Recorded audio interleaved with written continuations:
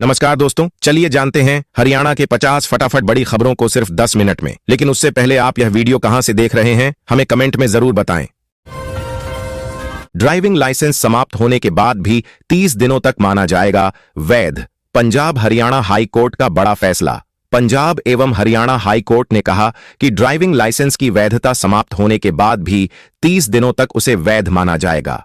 Court ने insurance company की उस अपील को खारिज कर दिया जिसमें कंपनी ने दुर्घटना के समय ड्राइवर के पास वैध लाइसेंस न होने की बात कही थी।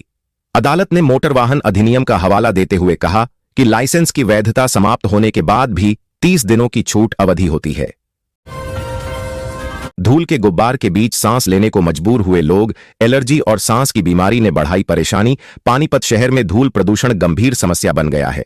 टूटी सड़कों और अधूरे निर्माण कार्यों के कारण हवा में धूल की मात्रा बढ़ गई है। नगर निगम द्वारा पानी का छिड़काव नियमित रूप से न होने के कारण स्थिति और भी खराब हो गई है। धूल के कारण लोगों को आंखों में जलन, एलर्जी और सांस लेने में तकलीफ हो रही है, जिससे स्वास्थ्य संबंधी समस्याएं बढ़ रही हैं। हरियाणा में पहले से आवंटित प्लॉट को फिर कर दिया नीलाम। हाईकोर्ट ने जारी किया नोटिस। पंजाब और हरियाणा हाईकोर्ट ने HSIIDC को नोटिस जारी किया है, जिसमें IMT रोहतक में एक औद्योगिक भूखंड के आवंटन में अनियमितता का आरोप लगाया गया है। याचिकाकर्ताओं का दावा है कि नीलामी जीतने के बावजूद उन्हें भूखंड आवंटित नहीं किया गया, क्योंकि इसे पहले ही किसी और को आवंटित कर दिया गया था। अदालत ने HSIIDC से जवाब मांगा है। कांग्रेस की महारैली बनी जिलाध्यक्षों के लिए चुनौती। भीड़ जुटाने के लिए 4 दिसंबर को बुलाई बैठक। कांग्रेस की दिल्ली रैली, जिसका विषय वोट चोर गद्दी छोड़ है, हरियाणा कांग्रेस के लिए एक चुनौती बन गई है। रैली में भीड़ जुटाने की जिम्मेदारी जिलाध्यक्षों को दी गई है, जिसके लिए उन्हें काफी प्रयास करने पड़ रहे हैं। तैयारियों की समीक्षा के लिए 4 दिसंबर को गुरुग्राम में एक बैठक बुलाई गई है, जिसमें कई वरिष्ठ नेता शामिल होंगे। पंचकूला में डाइंग फीडिंग पॉइंट्स नहीं, लोगों ने निगम अफसरों पर उठाए सवाल। बोले, सुप्रीम कोर्ट के आदेश भी टाल रहे। पंचकूला में डॉग फीडिंग पॉइंट्स को लेकर नगर निगम और RWA के बीच विवाद है। सिटीजन्स वेलफेयर एसोसिएशन ने नगर निगम पर आरोप लगाया है कि वह सुप्रीम कोर्ट के आदेशों का पालन नहीं कर रहा है और मामले को टाल रहा है। एसोसिएशन ने नसबंदी कार्य रोकने पर भी सवाल उठाए हैं, जिससे आवारा कुत्तों की संख्या बढ़ने की आशंका है। उन्होंने तत्काल कार्रवाई की मांग की है।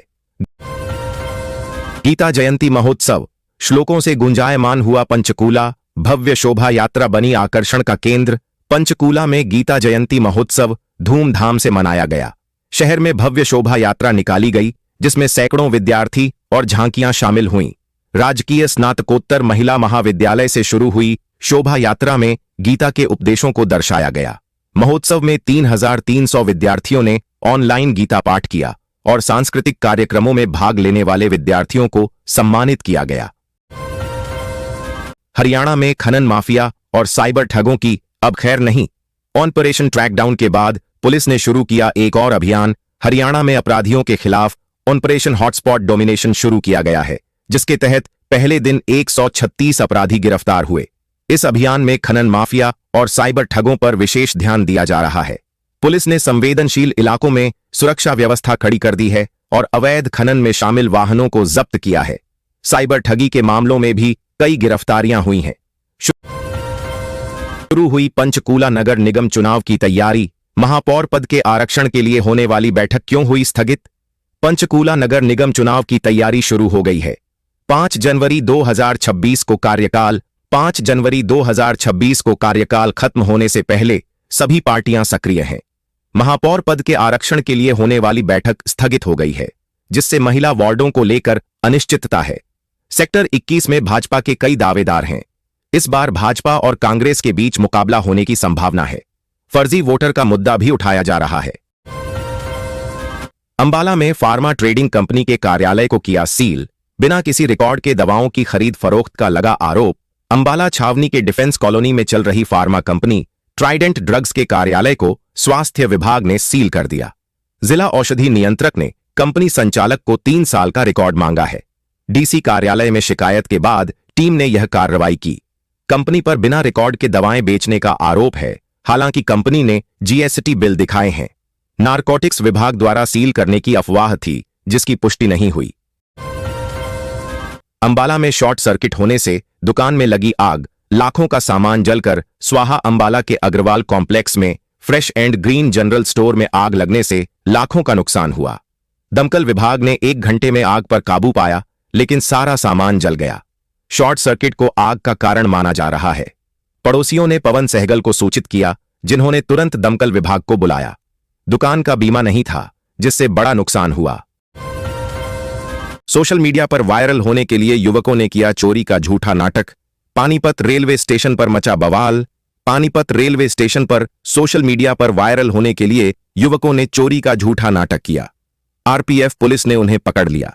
बिहार के रहने वाले इन युवकों ने फॉलोअर्स बढ़ाने के लिए ऐसा किया था।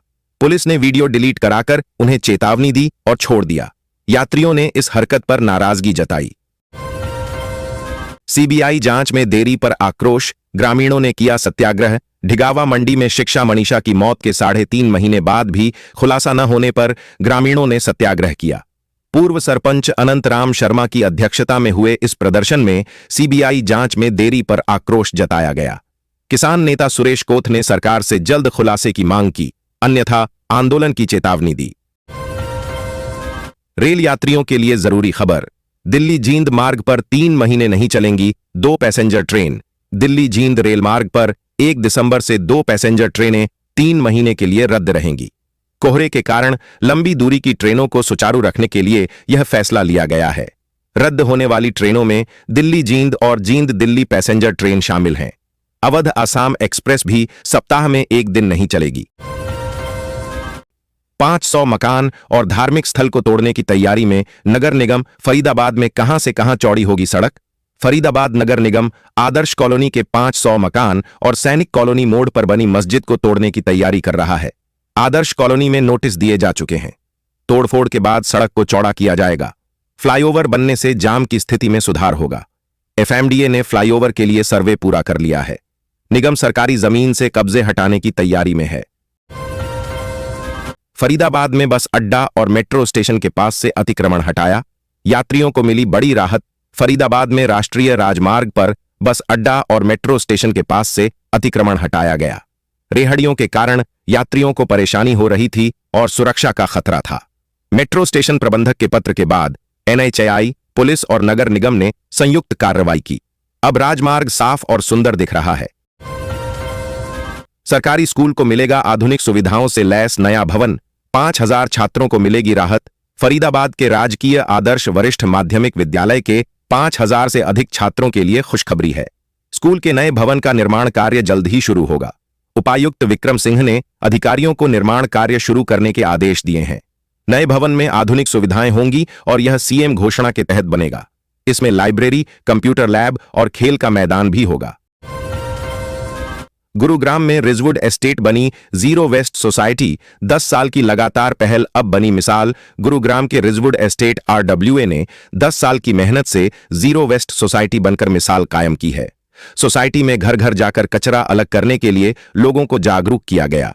कंपोस्ट प्लांट में गीले कचरे से खाद बनाई जाती है, जिसका उपयोग पार्कों में होता है। निवासियों के सहयोग से कचरा प्रबंधन बेहतर हुआ है।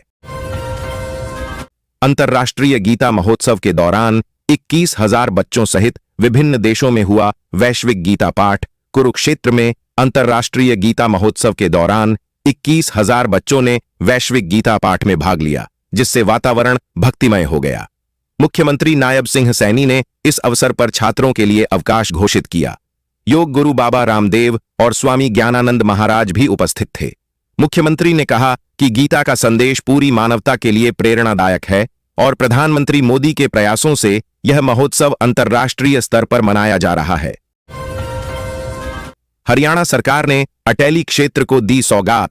7.42 करोड़ से इलाके में बनेंगी नई सड़कें। हरियाणा सरकार ने अटैली विधानसभा क्षेत्र में 7.42 करोड़ रुपए की लागत से नई सड़कें बनाने की घोषणा की है। इन सड़कों के निर्माण से दर्जनों गांवों को सुगम आवागमन की सुविधा मिलेगी और क्षेत्र के विकास को नई दिशा मिलेगी। स्वास्थ्य मंत्री आरती सिंह राव ने कहा कि सरकार विकास के लिए प्रतिबद्ध है।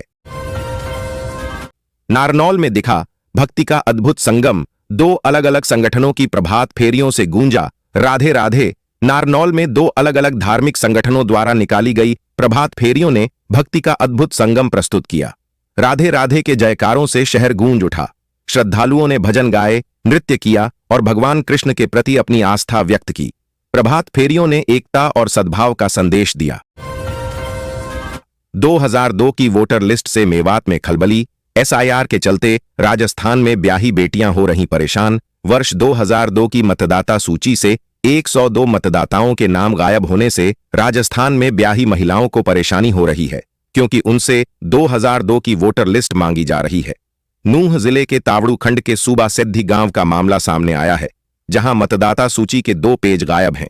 सरपंच ने उपमंडल अधिकारी को शिकायत दी है और समाधान की मांग की है। 18 से 70 वर्ष तक की सभी महिलाएं पाएं 7,000 रुपए। महिलाओं के लिए शुरू की गई एक बेहद फायदेमंद योजना है, जिसके तहत 18 से 70 वर्ष की सभी महिलाओं को 7,000 रुपए तक का सीधा आर्थिक लाभ मिलेगा। यह योजना महिलाओं को आर्थिक रूप से मजबूत बनाने, बीमा जागरूकता बढ़ाने और उन्हें रोजगार का अवसर देने के उद्देश्य से शुरू की गई है। हाल ही में जिले के कई निजी स्कूलों में सोमवार को अचानक छुट्टी घोषित कर दी गई है। यह फैसला जिलाधिकारी डीएम द्वारा जारी आदेश के तहत लिया गया है। इस छुट्टी का मुख्य कारण मौसम की खराबी और बढ़ते प्रदूषण स्तर को बताया गया है। सरकार और प्रशासन ने छात्रों के स्वास्थ्य को प्राथमिकता देते हुए यह कदम उठाया है, ताकि बच्चे प्रदूषित माहौल में बाहर न निकलें। यह आदेश केवल 1 दिन के लिए लागू है और सप्ताह के दूसरे दिन से स्कूल सामान्य रूप से खुलेंगे। प्रधानमंत्री किसान सम्मान निधि योजना के तहत किसानों को हर साल 6,000 रुपये मिलते हैं, जो कि 3 किस्तों में बांटे जाते हैं। हर किस्त की राशि 2,000 रुपये होती है और यह सीधे किसानों के बैंक खातों में ट्रांसफर कर दी जाती है। अब सबके मन में सवाल है कि 22वीं किस्त किसानों के खाते में कब आएगी। अभी हाल ही में 19 नवंबर 2025 को प्रधानमंत्री नरेंद्र मोदी ने करीब 9 करोड़ किसानों के खातों में 21वीं किस्त की राशि यानी 18,000 करोड़ की रकम भेजी। ई श्रम कार्ड धारकों को मिलेगा 3,000 रुपये का महीना सीधे बैंक खाते में। सरकार द्वारा असंगठित क्षेत्र में काम करने वाले करोड़ों मजदूरों को आर्थिक रूप से सशक्त बनाने के लिए ई श्रम कार्ड योजना की शुरुआत की गई है। इस योजना के तहत पात्र श्रमिकों को 1,000 रुपये की आर्थिक सहायता दी जा रही है। यदि आपने भी ई श्रम कार्ड बनवाया है और जानना चाहते हैं कि आपके खाते में 1,000 रुपये आए हैं या नहीं, तो यह आर्टिकल आपके लिए बेहद महत्वपूर्ण है। सोनीपत की 5 कॉलोनियां होंगी नियमित, मुख्यालय को भेजा जाएगा संशोधित प्रस्ताव। सोनीपत की 5 कॉलोनियों को नियमित करने की तैयारी है। नगर निगम संशोधित प्रस्ताव मुख्यालय को भेजेगा। नियमित होने से निवासियों को बुनियादी सुविधाएं मिलेंगी, जैसे कि सड़क, पानी और सीवरेज। निगम का लक्ष्य है कि जल्द से जल्द इन कॉलोनियों को नियमित किया जाए, ताकि निवासियों को राहत मिले और उनके जीवन में सुधार हो। सिरसा में रिहायशी इलाके में मोबाइल टावर लगाने पर लोगों में गुस्सा। एसडीएम को सौंपा झापन। डबवाली के वार्ड 1 और 2 के निवासियों ने रिहायशी इलाके में मोबाइल टावर लगाने का विरोध किया है। एसडीएम को झापन सौंपकर प्रेमजीत गुप्ता के घर के पास टावर लगाने पर आपत्ति जताई गई। लोगों ने स्वास्थ्य संबंधी खतरे और अनुमति प्रक्रिया में पारदर्शिता की कमी पर सवाल उठाए। उन्होंने एसडीएम से तत्काल कार्रवाई की मांग की और टावर का काम रोकने की चेतावनी दी।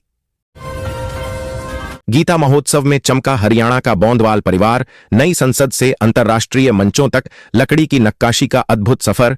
हरियाणा का बोंदवाल परिवार गीता जयंती महोत्सव में अपनी नक्काशी कला से सबका ध्यान आकर्षित कर रहा है। उनकी कलाकृतियां जो लकड़ी पर उकेरी गई हैं, नई संसद भवन में भी सजी हैं। परिवार शीशम, रोजवुड जैसी कीमती लकड़ियों पर धार्मिक पैनल और सजावटी वस्तुएं बनाता है। पहले हाथी दांत पर नक्काशी करने वाले इस परिवार ने प्रतिबंध के बाद लकड़ी को अपनाया। डिप्टी स्पीकर कृष्ण मेढ़ा के बेटे की शादी। नवविवाहित जोड़े को आशीर्वाद देने पहुंचे मुख्यमंत्री नायब सैनी। पंचकूला में डिप्टी स्पीकर कृष्ण मेढ़ा के बेटे आर्शी का विवाह समारोह धूमधाम से मनाया गया। मुख्यमंत्री नायब सैनी सहित कई वीआईपी मेहमानों ने नवविवाहित जोड़े को आशीर्वाद दिया। सकेतड़ी रोड स्थित शिवालिक कंट्री क्लब में आयोजित इस समारोह में प्रदेश भर से लोग शामिल हुए। हरियाणा में 2 खिलाड़ियों की मौत के बाद बड़ा प्रशासनिक फेरबदल। खेल महानिदेशक और प्रधान सचिव को हटाया। हरियाणा में 2 खिलाड़ियों की मौत के बाद खेल विभाग में बड़ा प्रशासनिक फेरबदल हुआ है। प्रधान सचिव नवदीप सिंह विर्क और खेल महानिदेशक संजीव वर्मा को उनके पदों से हटा दिया गया है। खेल राज्य मंत्री गौरव गौतम ने हाल ही में जिला खेल अधिकारियों की बैठक ली थी। हरियाणा के सरकारी अस्पतालों ने जीता मरीजों का भरोसा, 3,900 से अधिक सफल ऑपरेशन किए। हरियाणा के सरकारी अस्पतालों में मरीजों का विश्वास बढ़ रहा है। हाल ही में 3,900 से अधिक सफल ऑपरेशन किए गए, जिनमें जन आरोग्य और चिरायु योजना के तहत लाभ मिला। मोतियाबिंद के ऑपरेशन भिवानी में सबसे अधिक हुए, जबकि पित्त की थैली के ऑपरेशन पंचकूला में, महिला नलबंदी ऑपरेशन सोनीपत में सबसे अधिक किए गए।